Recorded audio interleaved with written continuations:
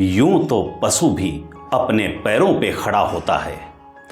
यूं तो पशु भी अपने पैरों पे खड़ा होता है, मगर इतिहास वही बदलता है जो जिद पे अड़ा होता है। नमस्कार दोस्तों, मैं मनोज शर्मा मोटिवेशनल कहानियों की सीरीज में लेकर आया हूं मोहब्बत की सुलगती आग में झुलसकर अपनी पत्नी की मौत का इंतकाम लेने के लिए पहाड़ से टकरा जाने वाले उस इतिहास पुरुष की दहकती दास्तान, जिसे सुनकर मेरा वादा है कि आपका वजूद तक हिल जाएगा। दोस्तों, यह मोहब्बत के जज्बात की कहानी है। ये मोहब्बत के जज्बात की कहानी है, ये हौसलों के इम्तहान की कहानी है, ये कहानी है सपनों को हकीकत बनाने की, ये कहानी है इरादों के चट्टानों से टकराने की। तो चलिए दोस्तों, मोहब्बत और मोटिवेशन से भरपूर इस बेमिसाल कहानी को शुरू करते हैं।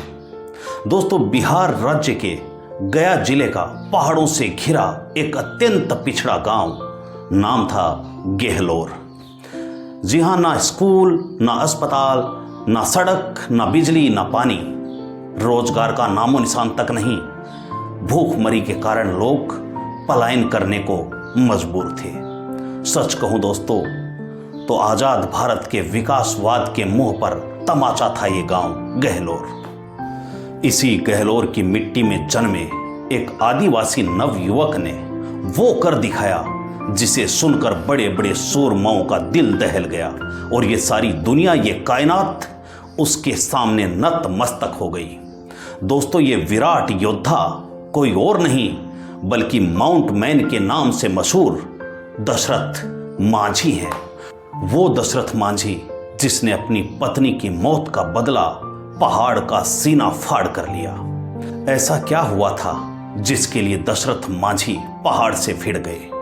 ये जानने के लिए हम थोड़ा पीछे चलते हैं। दोस्तों, भरी जवानी में दशरथ मांझी पर मोहब्बत का नशा कुछ इस कदर चढ़ा कि अपनी प्रेमिका फगुनिया को पत्नी बनाने के लिए सारे गांव से भिड़ गया। विवाह के बाद पत्नी की बेपनाह मोहब्बत में गुम दशरथ मांझी बहुत जल्द एक पुत्र का पिता बना। मांझी और फगुनिया दोनों ही प्रेम के समंदर में हिचकोले खाते अपनी कश्ती को आगे बढ़ा रहे थे। जीवन मजे से गुजर रहा था, परंतु वक्त तो आखिर वक्त है।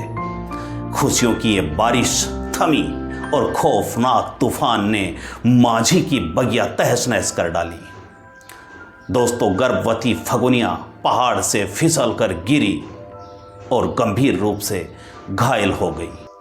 फगुनिया की जिंदगी बचाने के लिए दशरथ मांझी नजदीकी कस्बे वजीरगंज की तरफ भागे।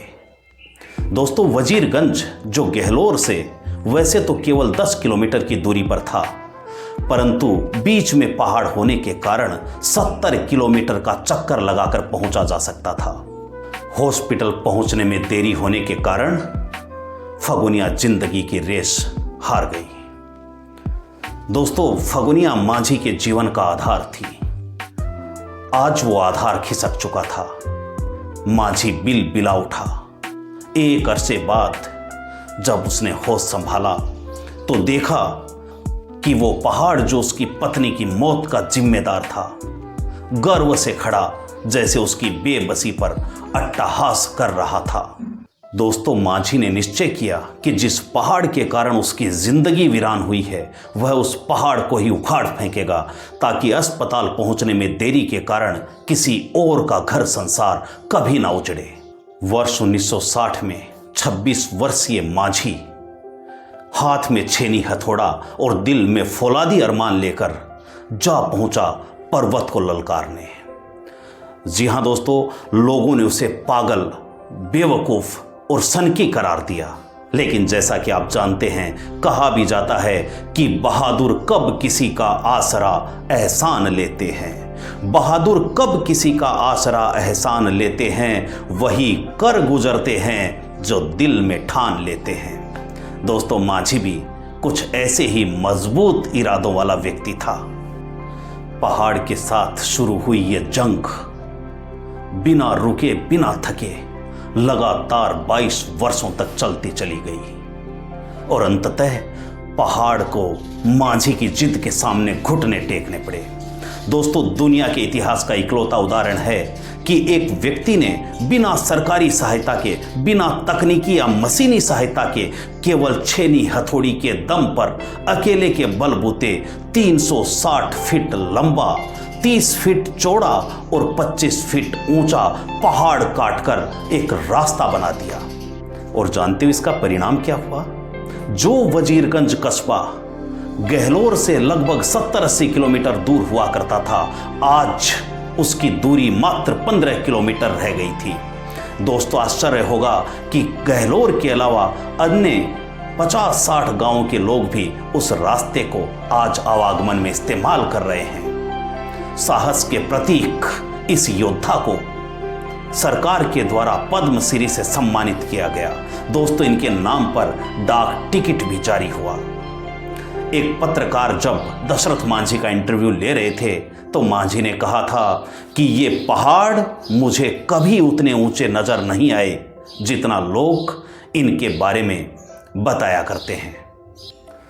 दोस्तों, बेशक शाहजहां ने अपनी बेगम की याद में प्रेम की निशानी ताजमहल बनवाया होगा, परंतु मांझी ने जो कर दिया था उसके ऊपर प्रेम की कितनी ही निशानियां और नजीरें न्योछावर की जा सकती हैं।